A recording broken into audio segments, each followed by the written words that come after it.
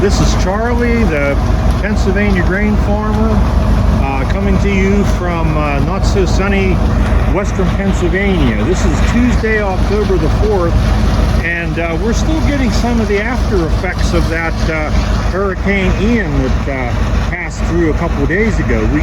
We got the rain on Sunday, but today some of the arms, I guess you'd say, of that storm were still spreading out this way as it's spinning its way in up the coast and into the Atlantic. Well, I'm at my buddy Cory's farm, which is about 2 miles from my place, and we have started corn harvest today. Cory and I last year started to do our harvest together. We each have a combine, so we each combine our own corn, but I have a truck and Cory doesn't, and Cory has bins, which I don't have. I have one corn crib for ear corn, which doesn't work too well for shelled corn. So we decided last year to start working on harvest together. So we each combine our own corn, but I use the F600 and haul it. I haul his corn and I haul mine. And then we also each combine our own soybeans, but he doesn't keep that here because he doesn't have room for it.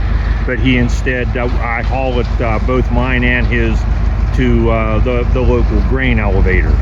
So that works out for both of us. And it's nice to be able to bring my corn here because it's close. I can use my truck, so I don't have to depend on a trucking company to do that, which can be a bother sometimes. Although the guy the company that I had doing it in years past, always tried to accommodate me as best they could. But the nice thing is he dries the corn for me for almost nothing compared to what most elevators would charge to dry it.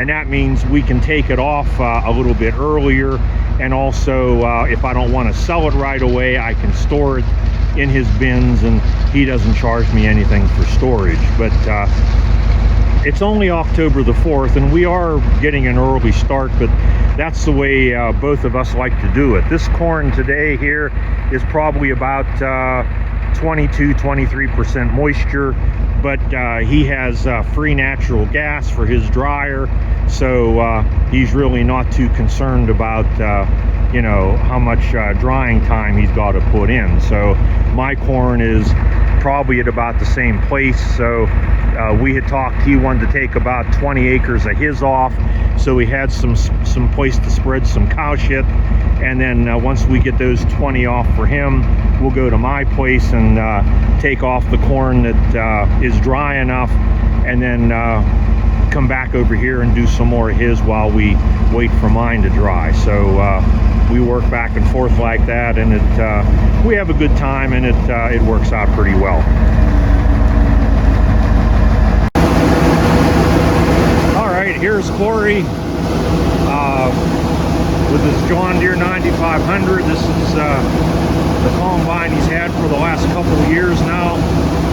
He had one before and he sold it, and then he ended up 2 years ago buying another one. So he has a 6-row narrow corn head, and this is the second load of corn today.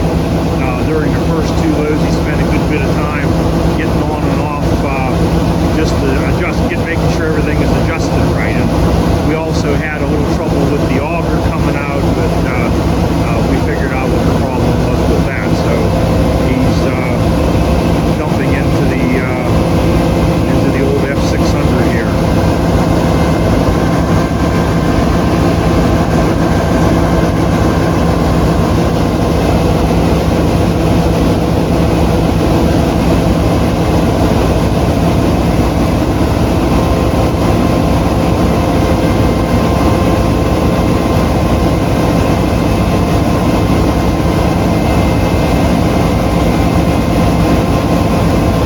The F600 will hold about 200 bushels of corn or soybeans, and his bin on the combine holds probably just a little bit under that. So I can take a full bin full off of them and, you know, take it in and unload it. It's not very far, maybe a 1/10 of a mile to his bins to where we're going to unload it. So, you know, it's not worth sitting here and waiting for him to top it off completely.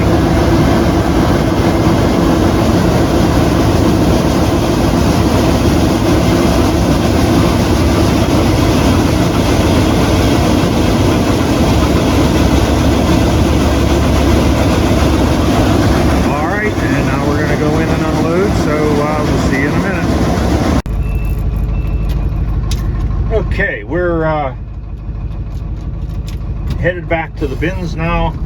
As you can see, we're getting a little bit of rain.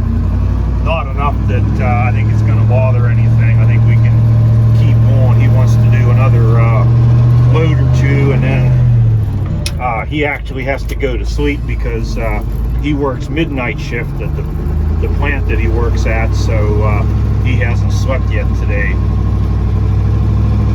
This house in front of us is his mother-in-law's house. Yeah, Cory was nice enough to build a house for his mother-in-law on the farm, if you can imagine that. So, but she's pretty good. She helps him out a lot. They have 2 boys, and she, you know, she always helps out watching the kids and stuff like that.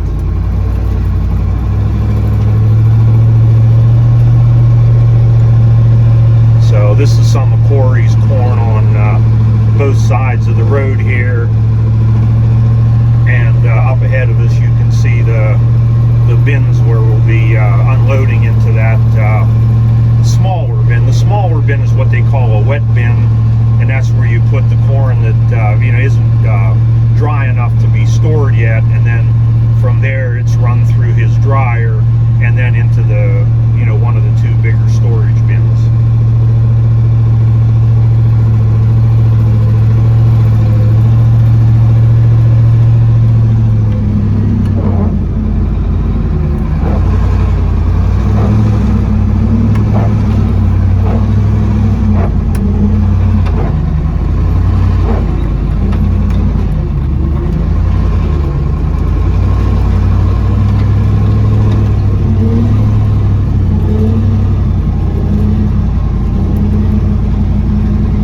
Okay, and as we get around this Oliver here, you may notice, I think you can see, just barely, that I have a few blocks of wood there, and whenever I do the first load and get the truck where I want it, I always make myself, you know, like some markers there using some 6x6s or something like that, just so that I can get the truck in the right place every time without having somebody guide me in.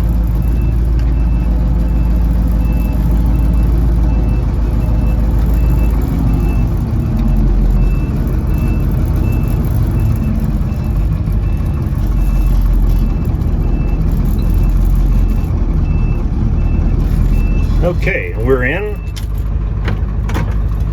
So we'll get this bed raised up a little bit.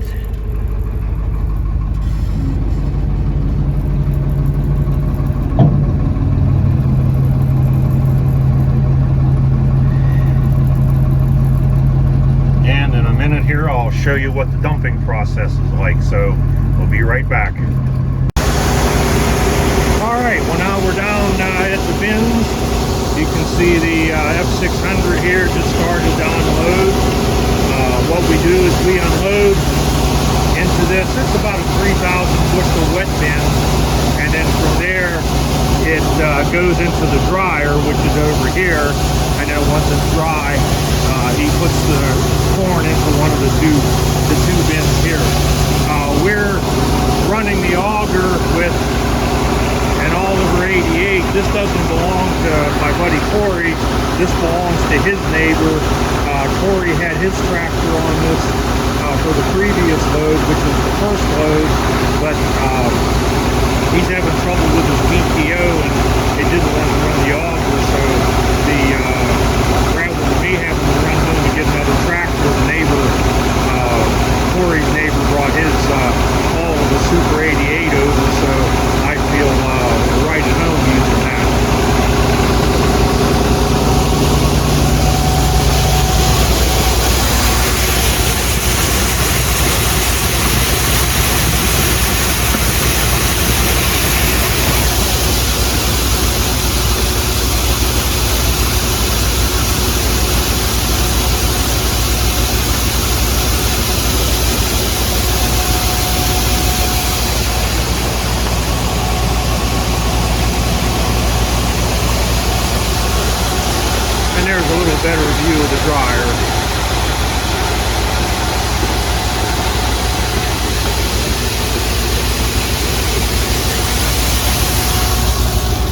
there used to be a bank barn here down where this retaining wall is. It was a barn probably bigger than the bank barn I have at home, but it was in kind of bad shape, and Cory had some other plans for that area, so he tore it down a couple years ago, which, you know, to me is kind of a shame. Once those bank barns are gone, you know, you don't get them back again. So, yep. And there's their farmhouse back there, which is a pretty big old farmhouse.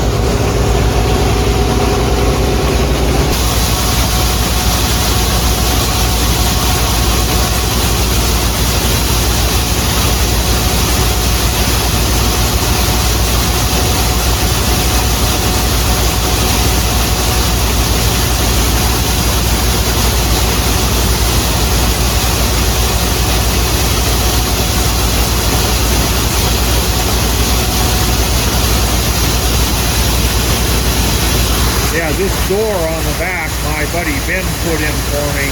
When I bought this truck, it had a solid tailgate, and he said, you need a grain door on there, so I got one off of Amazon, that's the one that he specified, and then one day, 2 years ago, he put that grain door on for me. He's an excellent welder, and man, he measured, he cut that hole out, and welded this thing right in.